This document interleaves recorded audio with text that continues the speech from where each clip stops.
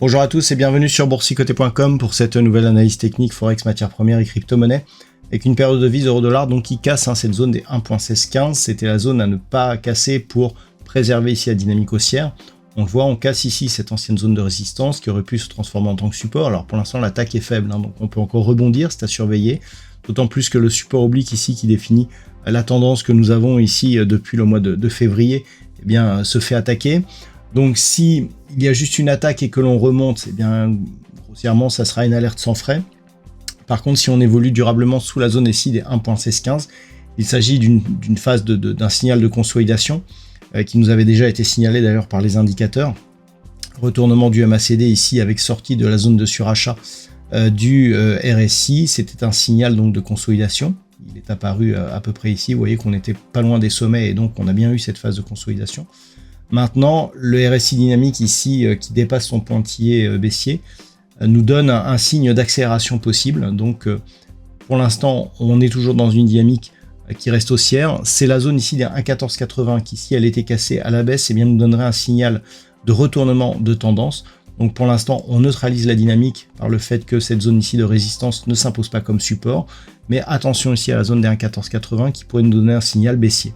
Naturellement, si on revient au-delà des 1.1760, on reprendra et on gardera même un biais haussier sur la paire de devises euro-dollar.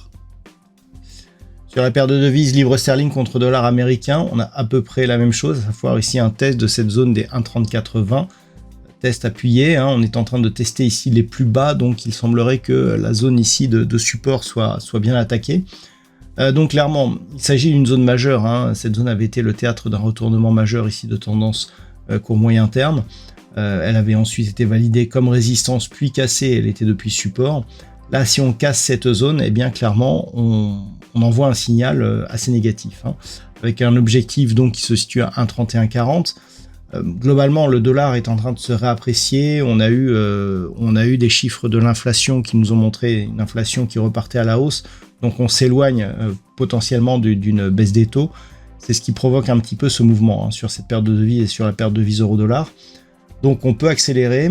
Si on valide ici une rupture donc du point bas de cette bougie qui se situe à 1.3370, clairement on pourra accélérer avec donc un objectif du point bas ici que nous avions eu le 12 mai sur la zone de support des 1.3140.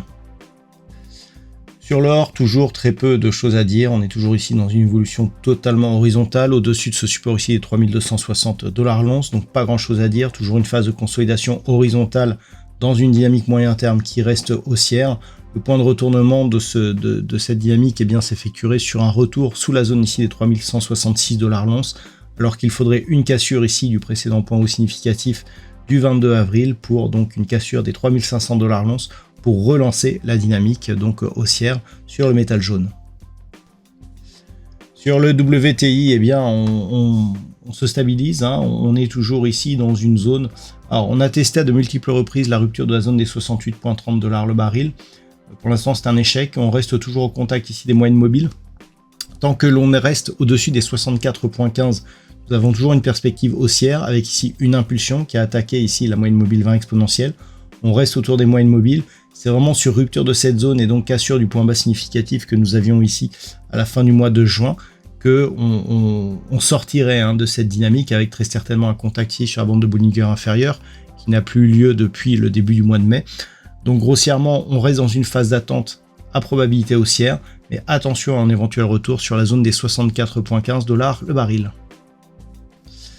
Et enfin sur le Bitcoin, nous avons une phase de consolidation, donc l'objectif des 120 000 $ pour un Bitcoin qui était donné suite à une mesure d'extension de Fibonacci ici sur cette phase de consolidation, on voit très bien ici, fait vraiment office de résistance, donc c'est ce qui prouve encore une fois que ces extensions de Fibonacci sont des objectifs fiables.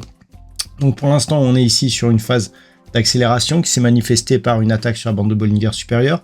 On est au-dessus de la moyenne mobile 20 exponentielle qui évolue actuellement sur les zones de l'ancien record, donc proche des 112 000 $ pour un Bitcoin. Donc malgré cette phase de consolidation, ça reste haussier.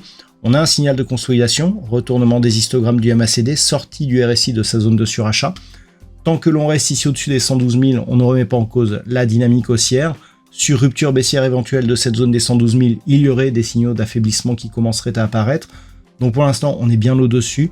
On reste ici sur une dynamique haussière avec, en cas de rupture ici de la zone des 120 000, eh bien un objectif lié à la deuxième extension de Fibonacci qui se situe à 133 455 $ pour un Bitcoin.